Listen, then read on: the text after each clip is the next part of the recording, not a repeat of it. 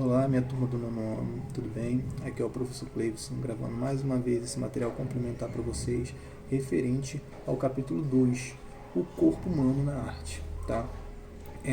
Eu vou enfatizar que é importante que vocês assistam as videoaulas do Avassai, tá? Que esse material é apenas complementar em cima do nosso capítulo, tá? Entrando já no nosso conteúdo, eu já falo para vocês que quando a gente fala de corpo humano na arte é um assunto que a gente tem que falar de censura também, né?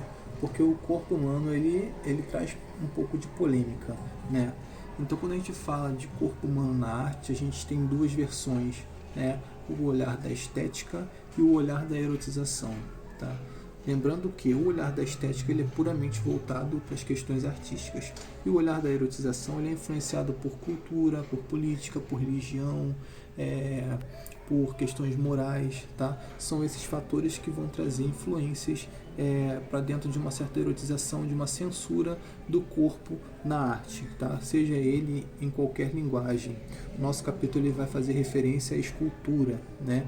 Mas em qualquer linguagem, seja ele na dança, no teatro, no cinema, na própria pintura também.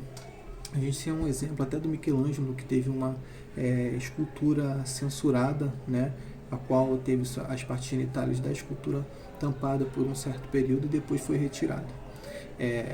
Dentro do capítulo de vocês vão ver que ele vai começar falando sobre as questões dos bons costumes, né? É até citado Toulouse de Lautrec, que é um artista francês, o qual colocava algumas mulheres dentro da sua pintura em lugares que não eram considerados inapropriados para elas. Era um cara que desafiava a partir da sua arte os bons costumes da época, né? Olha como é que a gente está falando da época, né?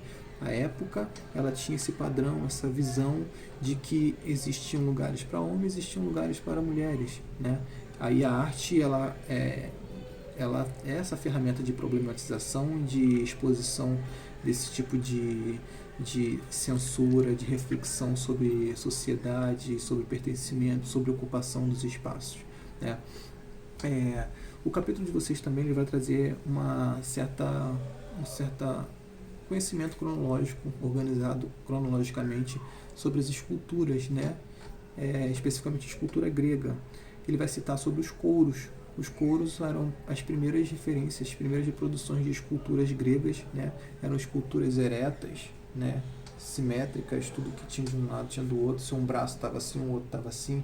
Ela não tinha um movimento natural, ela não tinha um apreço e nem uma busca pela fidedignidade com o corpo humano, mas ainda assim ela tinha um certo detalhamento bem bonito.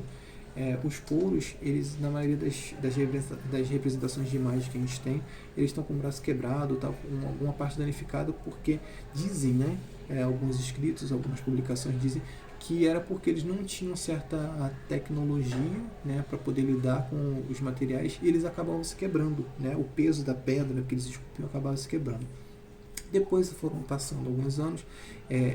Lembrando também que os couros, essas primeiras representações gregas, elas tinham uma certa referência às esculturas egípcias, tá? Depois, quando foi passando, foi evoluindo as técnicas e a tecnologia também para trabalhar com alguns determinados materiais. Em alguns períodos lá na frente, as esculturas gregas elas foram ganhando uma certa naturalidade, né? Foram criando as alegorias, né? Os grupos escultóricos que eram mais de um elemento, mais de uma pessoa esculpida no mesmo material, e é um exemplo também que é levado depois para as esculturas renascentistas, tá?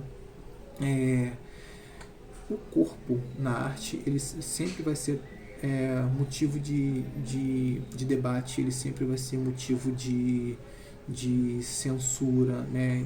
Dependendo do período. A gente tem um exemplo recente que foi a censura da Globeleza na Rede Globo, né? Depois que entrou o governo que está ainda vigente, tá?